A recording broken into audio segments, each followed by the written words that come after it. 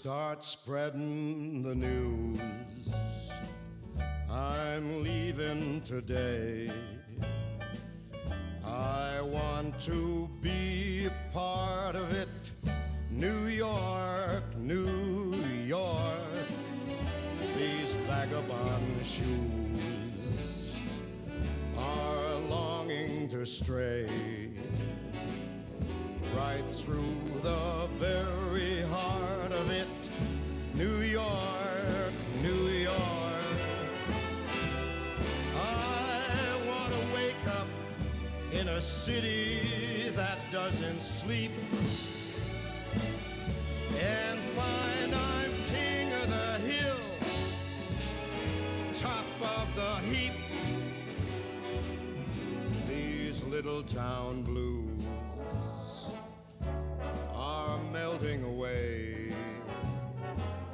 I'll make a brand new start of it in old New York. If I can make it there, I'll make it anywhere. It's up to you, New York, New York.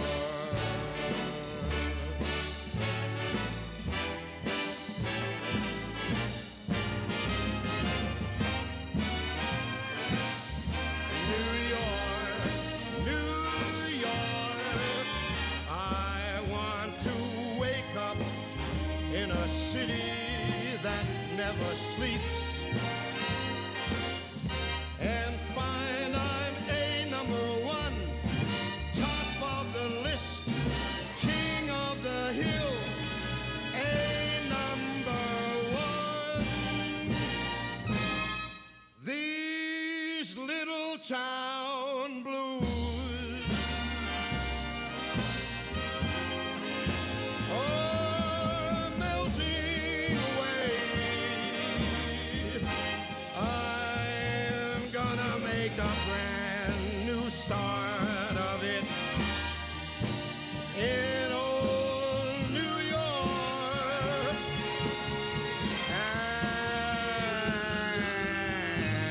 And if I can make it there, I'm gonna make it anywhere.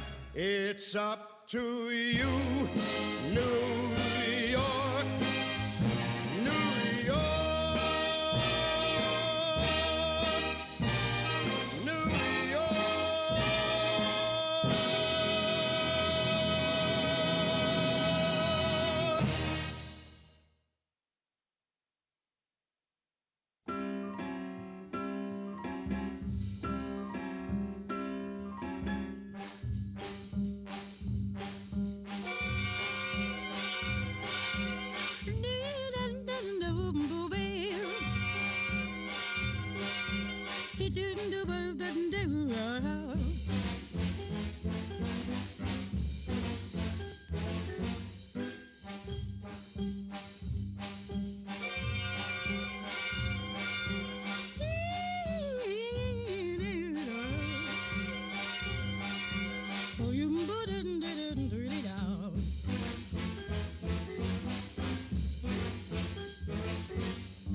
You must take the A train to go to Sugar Hill way up in Harlem.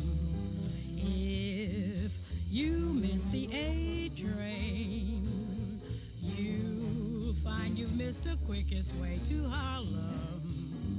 Hurry, get on, now it's coming. Listen to those rails a-thrumming. On board, get on the A train. Soon you will be on Sugar Hill in Harlem. Beep,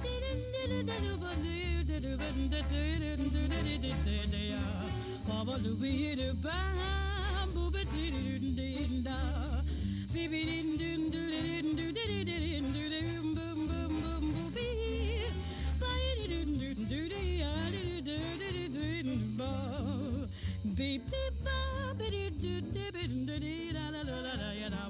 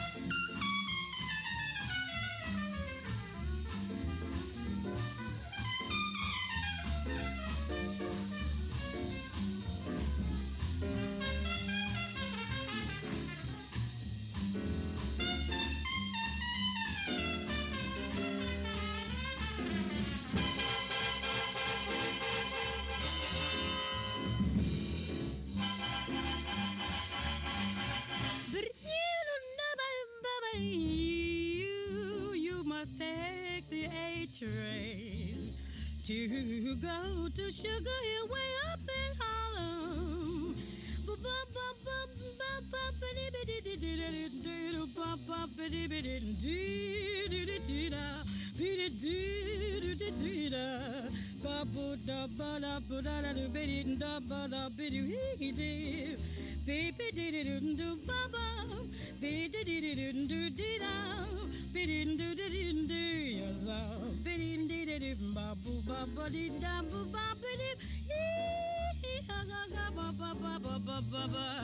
You must take the A train to go to Sugar Hill way up in Harlem. If you miss the A train, you miss the quickest way to Harlem. Hurry, get on board, it's coming. Listen to those rails a drumming. All aboard, get on the A train. Soon you will be on Sugar Hill in Harlem.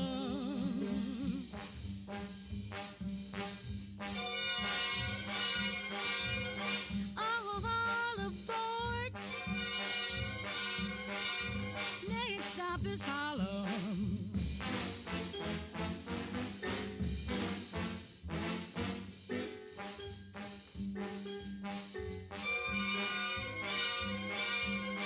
Next stop, Harlem. Come on, get aboard the A train.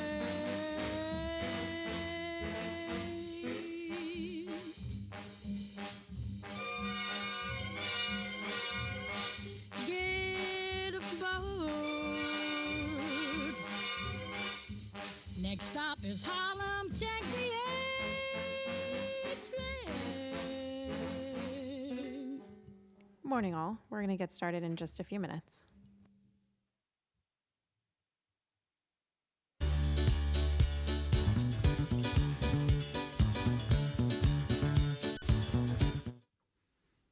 Good morning, everybody. Well, a lot is going on, and I want to start today with the most important underlying foundation of how we are approaching this moment in our city's history. Everything we are doing as a city government to serve you is focused on four things. It's focused on your health, your safety, keeping a roof over your head, and keeping food on your table. This is what we've been doing, what we've been talking about now over the last 4 months, because this crisis has caused us to focus on the basics, to make sure that every New Yorker knows that we are going to protect them, protect their safety and health, make sure they have the basics to get by, their families have the basics to get by, while we restart our recovery, our economy, while we bring our livelihoods back. We have so much to do in this city to help people and bring back the vibrant life of this city. But right now, our singular focus has to be on those four basics. So I say this in general, and I say it because today is the day before our budget deadline.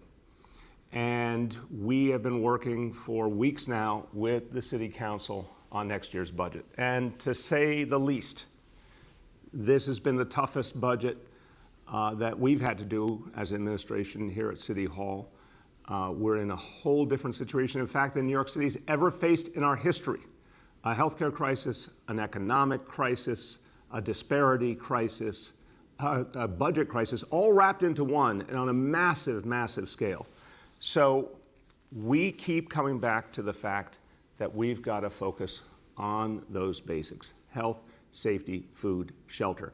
But while we've been trying to do that, we have been dealing with an extraordinary loss of revenue. $9 billion has evaporated in the course of the last few months. Revenue that used to be plentiful because of such a strong economy, it's gone. So what does that mean? Billions of dollars of cuts have happened already in our city budget. More cuts coming because we have to live within our means. Now, I want to note that while we, New York City, has been doing everything possible to address this pandemic, to protect people's lives, to keep our hospitals together, to magnify and maximize testing, to get people food, 1.5 million meals being delivered every single day, all the things that this city is doing, we are doing alone. We asked repeatedly for the federal government to help us with the stimulus. It hasn't come, and there's no sign when it will. We have been the epicenter of this pandemic, and yet the federal government cannot manage to get New York City the help it needs, nor so many other cities and states. So the federal government side has been, in so many ways, missing in action. I went to Albany over the last few weeks, asked for help to help us through this incredibly difficult time with long-term borrowing. I want to thank the State Assembly. They were ready, willing, and able. The State Senate, however, has not acted. And I'm certainly disappointed, and I think New Yorkers are as well. But we're going to persevere. We're going to move forward. But it's not going to be with a vision of let's endlessly cut everything, because we know what that means. It will hurt human beings if we have to keep cutting and cutting. It will hurt families. It will hurt our workforce, the people we depend on. Their families depend on them. Austerity is never the way to go. We have to find a way forward that includes continuing to focus on what matters most in our city. And we'll do that with everything we possibly can as New York City. But again, at some point, if Washington doesn't act, if Albany doesn't act, then we end up in a very tough situation. So as we're in negotiations with the City Council, as we speak, what's clear is we will have to put into our budget labor savings. And I hope and pray we'll find a way to address this situation with labor unions, and especially hope and pray that Washington will act on the stimulus. But we're going to be ready for any eventuality and make sure we're going to serve New Yorkers no matter what. Now, at the same time, we have an unprecedented opportunity to change some things. And there has been a very intense, detailed, focused discussion over the last month on how we change policing, how we focus more on young people and the needs of communities, how we address disparities, how we redistribute. And I have to tell you, it's been a very productive conversation. So over this weekend, City Hall, here at City Hall, my office presented to the City Council a plan that would achieve $1 billion in savings for the NYPD and shift resources to young people, to communities, in a way that would help address a lot of the underlying issues that we know are the cause of so many problems in our society. I'm excited to say that we have a plan that can achieve real reform, that can achieve real redistribution, and at the same time ensure that we keep our city safe. And we make sure that our officers are on patrol where we need them around this city. So that's something that I think is so important to the future, to strike that balance the right way. Reform, justice, redistribution, but always safety. Now, at the same time, we want to shift resources more and more into young people in particular, into youth centers. We want to shift resources more and more into public housing. So the plan we presented has over $500 million in the shift in capital funding to youth recreation centers, to NYCHA developments, to help where the need is greatest. Look, we can do this, we can strike the balance, we can keep this city safe. So negotiations continue. I think they've been very productive. I'm very hopeful where we're going. But I wanted the people of this city to know where I stand and what we believe we can do for the future of this city. And while we're talking about reform, while we're talking about the future, I want to talk about a very troubling situation and one that reminds us of what we need to do more in the future. We have to look at the entire criminal justice system, and that means our jails as well. That means our Department of Correction. You know, we've made a lot of changes. We have the lowest level of incarceration since the 1940s. I want people to understand that. There are fewer people in jail in New York City today than at any point since World War II. And that's something everyone should be proud of. We had 180,000 fewer arrests in 2019 than the last year of the Bloomberg administration. By driving down unnecessary arrests, we're driving down incarceration. And of course, we're going to close Rikers Island and end that bad history. But there's still an outstanding issue, and it's solitary confinement, also known as punitive segregation. Look, we ended it already for young people, and New York City led the way in this nation in addressing the fact that we should not have young people in solitary confinement. We all remember the tragedy of Khalif Browder, and we acted on the lesson of that tragedy. He did not die in vain. But then we saw another tragedy recently, Layleen Polanco. Layleen Polanco should not have been in Rikers to begin with. Layleen Polanco should not have been in solitary confinement. And Lord knows she deserves justice. Her family deserves justice. The transgender community deserves justice. We have to right the wrong. We can't bring her back, but we can make change so that no one else goes through such a tragedy. There has been accountability. 17 correction officers have been disciplined, 4 suspended without pay, and this is just the start of the disciplinary process. But we need to make changes immediately in how people who are incarcerated in our jail system are handled, and we need to make sure they are safe. So effective immediately, people with underlying medical conditions will not be subject to punitive segregation or solitary confinement. There already have been some prohibitions in place, for example, for serious mental illness or pregnancy. We're expanding the list. There's a list on your screen right now. Every medical condition you see on your screen would be a cause for a prohibition of any individual being put into solitary confinement. That's important. We're doing that literally starting today. But we have to go farther. So let's take the next step. Let's end solitary confinement altogether. We have proven that we can keep jails safe with much less use of solitary confinement, punitive segregation. Now, there's a lot to do because the jails are still not safe enough. Let me hasten to make the point. We have a lot to do to create more safety for people who are incarcerated and for our correction officers and employees alike. But we know there are ways we can do this without punitive segregation. So I'm appointing a 4-person working group, and they will get to work on a plan to end punitive segregation, to end solitary confinement in New York City once and for all. 4 members of the group will be the Vice Chair of the Board of Corrections, Stanley Richards, the Commissioner of Corrections, Cynthia Brand, the president of Just Leadership USA, Deanna Hoskins, and there will be a representative from the union that represents our corrections officers, COBA. This group will have a simple mission, a simple mandate: find a way to end solitary confinement, and tell us all the things it's going to take, because it will take other measures and new approaches and innovations to keep everyone safe. I'm expecting a report back in the fall with whatever recommendations are there, and then we get to work on making it happen, because we can make this change in New York City. Now, I'm going to switch gears in a very big way. I want to go back to the health front. I want to go back to talking about the coronavirus, the issue that pervades everything we talk about. So we're going to go over the indicators in a moment, and the good news is our indicators, our health indicators, continue to be strong, continue to be positive. Phase 2 has been going very well in New York City. And that means as we see progress, we're able to do more and more things to help New Yorkers. And here's a nice one. We're going to be able to open up the barbecue areas in our parks for this coming weekend, for the July 4th weekend. So folks can enjoy barbecuing.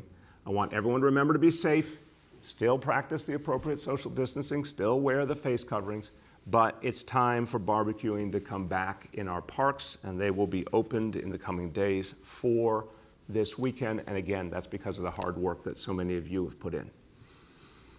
The New York City story is pretty damn good when it comes to the comeback we're making from the coronavirus, the continued progress in fighting back the virus and keeping us healthy. The rest of the nation, I don't need to tell you, is looking more and more troubling. And that is causing us to think about each step we're taking and to examine what we're seeing from around the country. So a number of cities and states, unfortunately, have been moving in the wrong direction, and we do see a nexus to a particular problem. We all love indoor dining, but we also see problems related with indoor dining. So in East Lansing, Michigan recently, 85 patrons tested positive for the coronavirus, all linked back to a single restaurant. In Texas and Florida, we've obviously seen, it's gotten a lot of attention, record number of cases, clusters being tied back to bars and restaurants. California had made great progress. They're now unfortunately slipping back, and they are changing the rules regarding bars and restaurants. So we're paying attention to this lesson. My team spoke with the governor's team yesterday, said we're increasingly concerned. I know they are as well. We are now going to re-examine the indoor dining rules for Phase 3. The rest of Phase 3 is moving on pace for Monday, July 6th, this coming Monday. But the indoor dining element is now in question. We're going to work it through with the state, figure out how we want to approach it, if we want to pause that piece for a while or modify it. We'll have more to say in the next couple of days because we want restaurant owners to have that information right away. But the most important thing is to keep us healthy and safe and not allow a resurgence. So I've said all along, there'll be ups and downs, there'll be modifications. This is now, after steady progress, a point where we're saying, look, in this one piece, we may need to slow down and think it differently and approach it differently. But what is clearly working is outdoor dining. And I think the big message I keep getting, I've talked to our healthcare people about it, is outdoors is working across the board, meaning the disease does not spread anywhere as much outdoors. Face coverings are working. Outdoor dining is working. We want to double down on outdoor dining. So we talked about the outdoor dining that will start to open up on our open streets. Now we want to go farther with the open restaurants program. Now, right now we have 6,100 restaurants who have already applied and gotten that certification to go over just the last 2 weeks. So they can do the outdoor dining. It's been such a hit. It's been so positive. It's bringing people back to work. We want to go a lot farther with it. So we're going to reach out to every single restaurant that qualifies but has not yet applied and help them to apply. We're going to work with BIDS. We're going to work with the Hospitality Alliance, Chambers of Commerce, everyone. Let's get every restaurant into outdoor dining. Let's maximize their revenue, bring back their workforce, but keep it outdoors primarily while we figure out the indoor piece. We also want to remind all the restaurant owners, please, it's been a great success so far, but be careful with the outdoor dining areas along the street. There are specific rules of how to keep them safe and a specific approach you need to take to make sure there's separation from the traffic. We're going to send inspectors around and ambassadors around to talk it through and make sure restaurant owners really get that part right, because it's going great. People love it. It's super productive, but we have to keep it safe. Okay, let's talk about our indicators. Number one, daily number of people admitted to hospitals for suspected COVID-19. The threshold is 200. Today's report, 51. Daily number of people in health and hospitals ICUs, threshold of 375. Today's report, 297. And most important, percentage of people testing citywide were positive for COVID-19, threshold of 15%. Today, again, 2%. So we're holding at that number, which is really, really good. Quickly in Spanish, este presupuesto será el más difícil de nuestra administración, pero vamos a proteger la salud, seguridad, comida y vivienda de la ciudad. Vamos a seguir demostrando que la seguridad y la justicia van de la mano en esta ciudad. Y lo vamos a hacer todos mientras seguimos combatiendo al virus fase por fase. With that, we will turn to questions in the media. Please let me know the name and outlet of each journalist.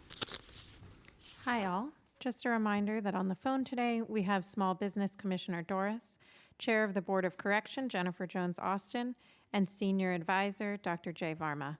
With that, I will start with Marcia from CBS.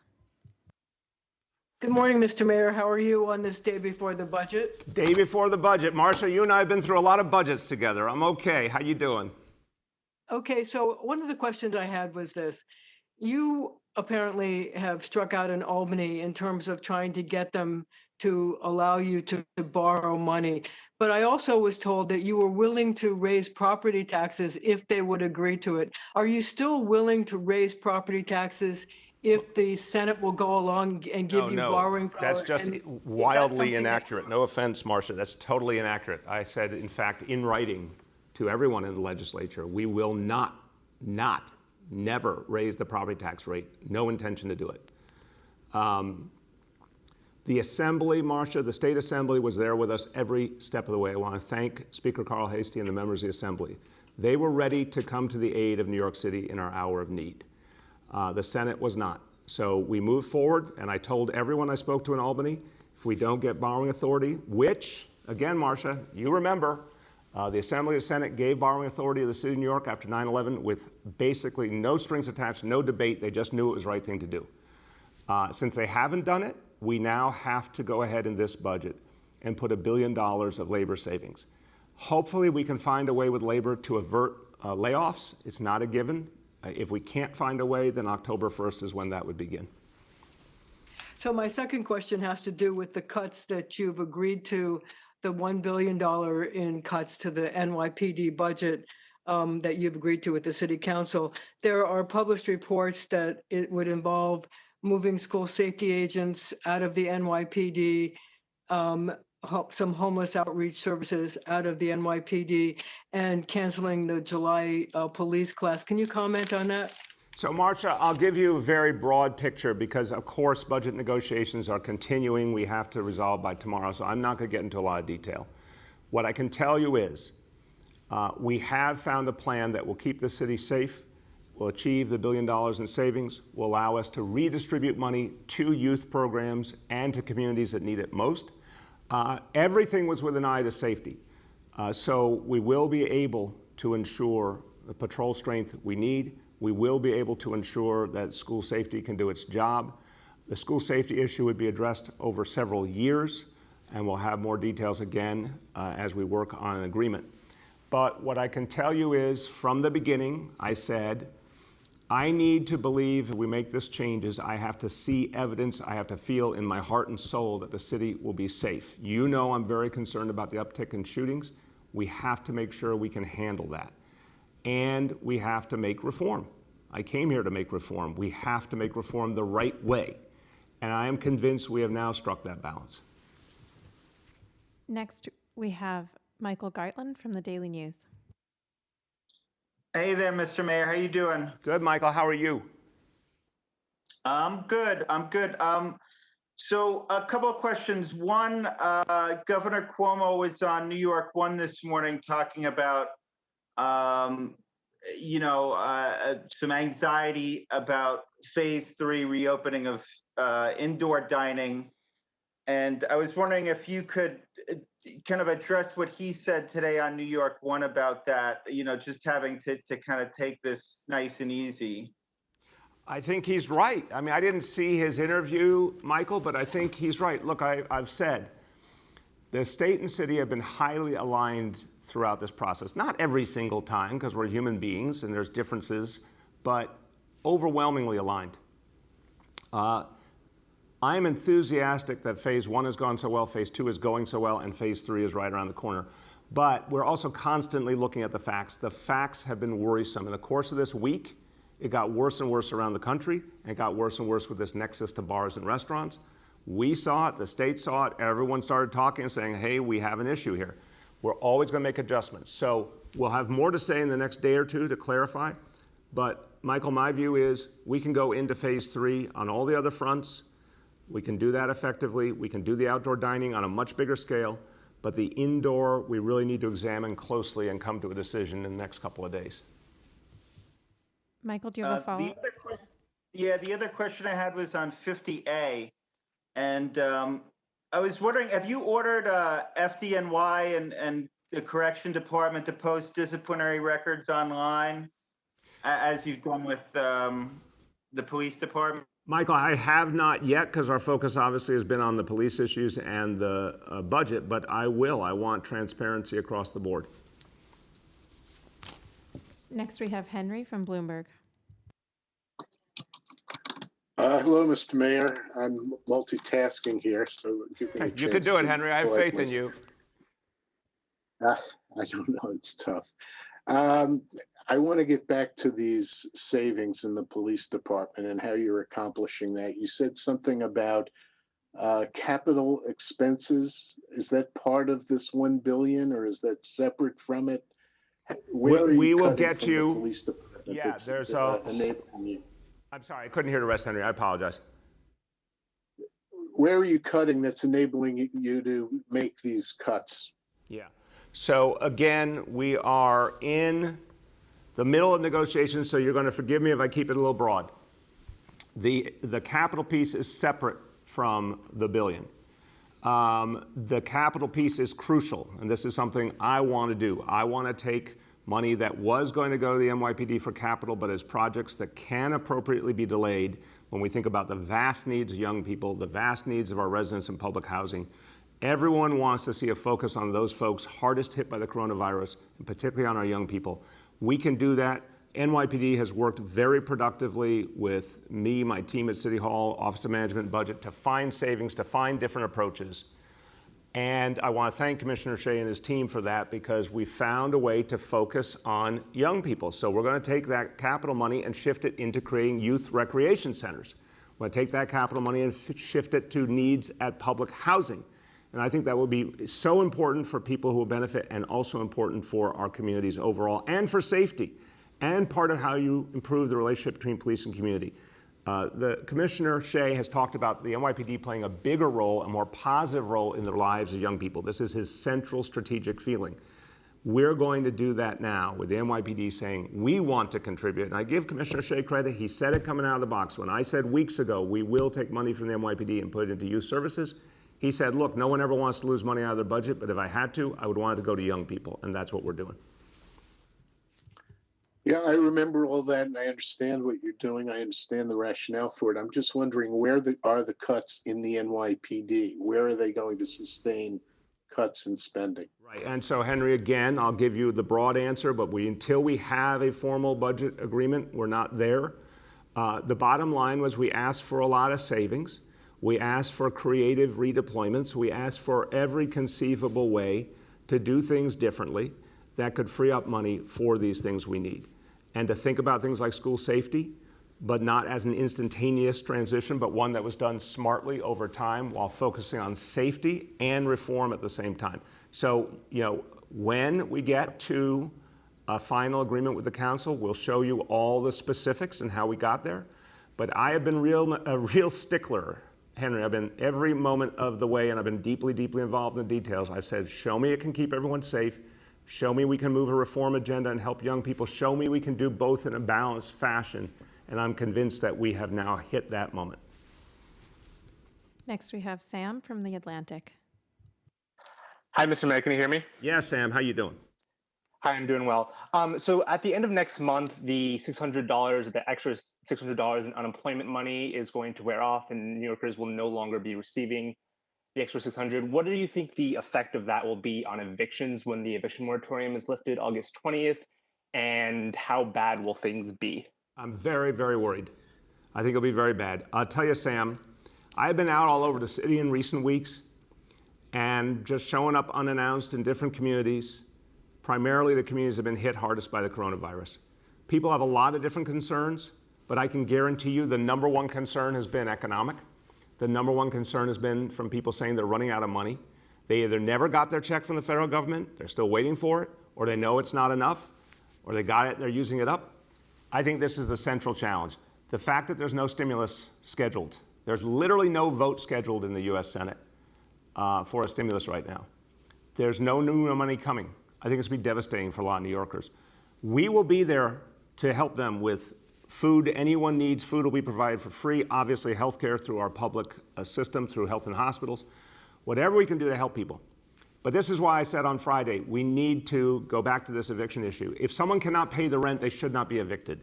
They should be given the right to go on a payment plan for the future, pay it over a longer period of time. We just can't see evictions that people can't pay. If someone can pay the rent, as always. But for folks who literally have no choice, we gotta do better. So I think the state needs to reconsider and expand for those who cannot pay, stretch out that eviction moratorium and give people, by law, the right to go on to a payment plan that doesn't exist right now. It should be created as a matter of state rule or state law. And last week, council members Mark Levine and Vanessa Gibson, they said they were drafting legislation about the expansion of the right to counsel to include basically everyone. Do you support that, and is that possible given budgetary constraints? Look, right to counsel is one of the things we did with the city council that was extraordinarily effective. We have driven down evictions, illegal, unfair evictions in the city intensely. I'll get you the last statistics, but I think we're somewhere in the neighborhood about half as many evictions before the coronavirus as were happening previously, and intending to go farther and farther because we're giving people lawyers for free to stop evictions. And we've done things like rent freezes and other ways of supporting people that help people pay the rent and avoid eviction. So I'm proud of the fact that we've had a consistent policy to stop evictions in this city. Now, right to counsel is a great idea, but I do think we have a profound question about how far we can go with it financially and what's the right approach to it. So I have not seen their legislation. I want to work with them. I respect them both, want to work with them, but I do think we're going to have to recognize that this is not the way to handle the eviction crisis. It's for the state to act and give people the ability to have those payment plans. If they don't, we're just going to be in an absolute contradiction where people don't have money, they can't pay, and they end up out on the street, and that's not good for them or their landlord who will never get paid. There's got to be a smarter way. Next, we have Katie from the Wall Street Journal. Hey, good morning, Mr. Mayor. I have two questions. They're very different. I'll start with perhaps a sillier one, given that we're almost nearing a budget, but it's about the Macy's fireworks that are supposed to start tonight in surprise locations. So I was just curious, given the fact that I understand it's important for Macy's and for New York City to some degree to have this nationally televised fireworks show on the 4th of July, signals to people outside of New York how the city is doing. But since they're pre-taping fireworks around the city, again, people can't even see them because we don't know where they're going to be. Couldn't they have just aired old fireworks shows, maybe with a new performance? I mean, do you know? I've asked Macy's, did they have these fireworks already? Were they going to go bad? What's the deal? I mean, people, as you've heard, people have had surprise fireworks shows for weeks and they haven't really been happy with them. So, Katie, look, I don't know if fireworks go bad. It's actually a really interesting question, but I can tell you this much. I made this decision a couple of months ago because to me it was about saying that, we're still here, we're still fighting, we're still standing. And that was in a much tougher time. But I had confidence that New York City would find our way through. it is a message to the nation of the strength of New York City. It's also an opportunity for us to celebrate our country as our country's in crisis and have a moment of something positive and something respectful. Macy's was ready to do the sense to look out for it. I think that's the right approach, and then it'll be packaged together in the show for July 4th. So in a world of imperfect options, I came to the conclusion with Macy's that this was the best approach. Thanks. And my second question is involving the budget. Right now, I guess as you're here at City Hall, outside at the Occupy City Hall, there's a protest from Teens Take Charge, people pushing for the restoration of the summer youth employment program. So I'm curious, I know there's still a decent amount of summer left. There were some programs you announced that would address that, but I think I'm curious if there will be a better plan and a larger plan for so many the teens in New York City who don't have much else to do. Yes, absolutely, Katie. This has been one of the central discussions over the last few weeks. The council feels it deeply, and I do too. We have to find a way to give our young people positive options this summer. Look, when we did the budget back in April, we did not know at all what the summer would look like, and we feared there would be honestly no possibility of any kind of programming except potentially online. We didn't know if people would be able to go outdoors or do anything. Things are a lot better now. On Monday, we're going to be able to open up a lot of the sports areas and parks. We obviously have said to summer camps that operate in the city that they can be operating in our parks. We're in a much, much better situation than we were in April. So now we're going to do a number of things to ensure that young people have options, including still some online options, because the traditional summer youth is going to be hard to reconstruct, but we can do other versions of it. High priority for the council, high priority for me. We said weeks ago money would go from the NYPD to youth programming, and summer youth employment is obviously a central part of that. Next, we have Dana from the New York Times. Hi, Mr. Mayor. Hey, Dana. Hey, I'm curious if you have any thoughts on why it is that the state might be willing to give borrowing authority for operating costs to Nassau County, to the MTA, and to itself, but not to New York City. It's a great question, Dana. I want to again say the State Assembly was ready from moment one and has said continually they support borrowing authority for the city of New York. Look, we are the engine of the entire state economy. We are where the revenue for New York State comes from. I think this should be an all for one, one for all moment. Like we're all together here. And I talked to a number of senators, and they said, in fact, they are concerned to have borrowing authority for their localities. And I said, I agree. We should. Everyone who needs it should use it to get through. Use it judiciously. Use it carefully. Avoid layoffs, avoid cutting services, and get through to a better day. So I think that's the right way to go. I commend the Assembly. I'm disappointed with the Senate. And I think if the Senate thought it was right to give borrowing authority to the state, the MTA, then of course they should give it to the place that is 40% of the state's population and the economic center of the state. It's only the right thing to do. You have a follow-up? And to follow up, when you raise this issue with the governor, what does he tell you? Look, I'm not going to get into private conversations. I'm only going to say that the bottom line logic I've never heard anyone speak against. The state gave itself the authority, as you said, MTA. The city got the authority in 2001, unanimously, no strings attached, used that borrowing authority over the last 20 years, judiciously, carefully, helped us come back from 9/11. No one, the New York City bond ratings went up in the last 12 months, for God's sakes. This is not the 1970s. So I have not gotten a coherent answer as to why it's just not the right thing to do. And again, we're going to keep working on it, but I am unfortunately obligated to say that by October 1st, unless we get borrowing or stimulus or some kind of different approach from our labor colleagues, we do have to look down the barrel of something no one wants, which is layoffs. Last two for today. Next, we have Rich from WCBS 880. Mr. Mayor, good morning. Hey, Rich, how you doing? Okay. Listen, are the cuts against the NYPD punitive? No, not at all. Rich, every agency has had to go through a lot of cuts to begin with. Remember, we're talking about between the executive budget in April and this budget now, billions of dollars of cuts across all our agencies. Everyone's been going through the exercise. The NYPD did a hell of a good job of saying, okay, here's a bunch of things we could do while still keeping this city safe. So no, it is a moment where we have to address profound issues. We need to redistribute revenue to communities that need it the most. We know our young people are hurting. It's been a horrible time for them. We know a number of communities have been very hard hit by this virus. We need to redistribute resources toward them. We need to go at the root causes of so many of the problems we're facing.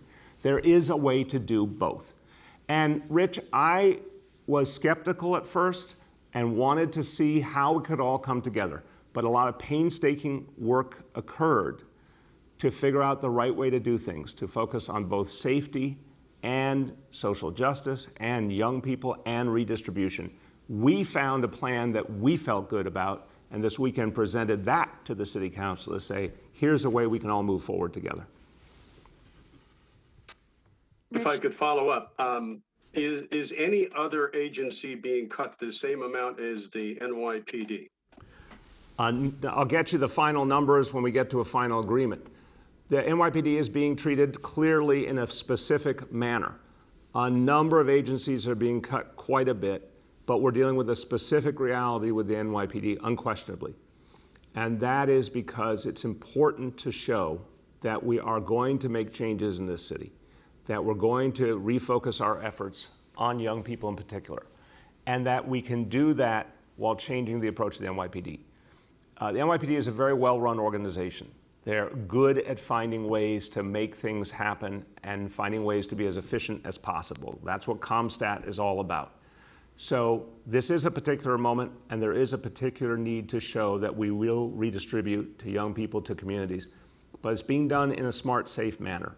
And I know the NYPD can handle it effectively. So that's how we approach this, Rich. And again, I set a high bar. I had to be comfortable that we could do this in a manner that would keep the city safe, and I am. Last one for today. Next we have Nolan from the Post. Hey, Mr. Mayor, can you hear me? Yes, Nolan, how are you? I'm doing all right. A couple of questions. First, gets back to something that you referenced earlier this morning. Shootings in the city are nearly double in this June what they were in the last June. Murders for the month are also up significantly. Both metrics are tracking well above their 2019 numbers. You've said a couple of different things. One, that the problem is particularly bad in North Brooklyn and parts of the Bronx, and that until the court system gets up and running, there's really, what can be done about it is somewhat hamstrung. Can the city really not do anything to tackle the shooting surge we've seen so far this month? And do you think that cutting youth employment has contributed to the uptick? Nolan, absolutely the city can do a lot, the police can do a lot to address this. I think we have to look at the sheer magnitude of what's happened here. A court system that still is not functioning. The reality of months and months of people's lives being disrupted, people have lost their livelihood, the pain that people have gone through, the loss of life, the frustration. We're in a very particular moment. There's no parallel in New York City history, Nolan. So there's a lot of factors coming together, but I do think the fact that literally the underpinning of the whole concept that if someone's arrested, they go to court, if they need to be incarcerated, they're incarcerated, that whole thing has broken down. It can be restored. I'm hopeful if we can keep the health situation together, it can be restored very soon. I want to see the state bring the courts back as quickly as possible, as fully as possible. But that doesn't mean we stop doing the work we do, and the NYPD continues to. There's still a huge number of guns being taken off the street. There's still a huge amount of work being done to keep people safe, and that will continue. And the work of CompStat, refocusing energy and resources in the commands that need the help the most. So that will all continue. Summer youth employment, Nolan, was only slated to begin next week, even if it had begun. So I think by definition, that has not been a contributing factor up to now. And remember, it's a meaningful number of young people, but by no means the majority of our young people. But again, we're now going to do something I'm very hopeful we'll come to an agreement with the council and be able to do something really good for young people, including a robust summer youth employment effort this summer. And then I guess on the second piece of this, to the $1 billion cut proposal from the NYPD, The department spent, give or take, $700 million on overtime last year. Is that spending going to be significantly reduced? And can you guarantee that the headcount of the department will remain at its current 36,000-ish? So, Nolan, again, in the middle of negotiations, I'm not going to go into a lot of detail. I'll say, and I want to be responsive to your question. We're looking at all of that. Overtime is always an area where we want to do better. And this has been well before current realities. I've been in many a budget meeting where we've pushed the NYPD and other agencies to reduce overtime. So that's an area we always want to do better, especially in the middle of an unprecedented fiscal crisis. Our budget is $8 billion smaller, $8 billion smaller than the one proposed in February. So we're cutting everywhere we can, smart savings, smart efficiencies, reducing overtime makes a lot of sense. Whatever we do in terms of headcount has to keep the city safe. So we'll have more to say on that if and when we get to a final plan with the city council.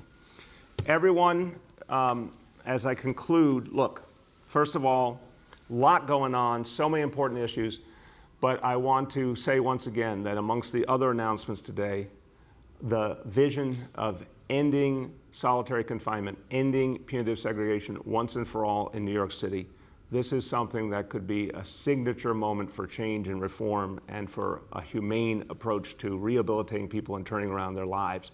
I know we have on with us, and I just want to thank her, even though questions were not directed her way, Jennifer Jones Austin, Chair of the Board of Corrections, someone who I honor so much for all you do for New York City. And you helped us build this administration from the beginning. And Jennifer, I know you're going to help us to find a way to a plan that really will work and a profound reform in our correction system. So I just want to take a moment to thank you publicly, Jennifer, for the work you are doing and will do. Thank you, Mr. Yeah, you will have plenty to do, Jennifer. You will never lack for important work to do. So, everyone, to conclude, look, we're at a watershed moment for the city of New York. We have to get it right. We have to get the approach to health right. We have to keep beating back this virus. We're going to make adjustments all the time. We're going to be really open to you about when we see a need to make an adjustment. But we're also going to be very, very focused on the progress we're making and what that allows us to do. So far, New Yorkers are doing great. We have to be smart to keep focusing on what works. When we see a problem, like the concerns we're having about indoor dining, we have to address them. But as we conclude the budget for the year, hopefully in the next 24 hours, again, I come back to where I started. Our singular focus will be on you and your family, your health, your safety, keeping food on your table, keeping a roof over your head. That's what you need your city to do for you, and that is exactly what we will do. Thank you, everybody.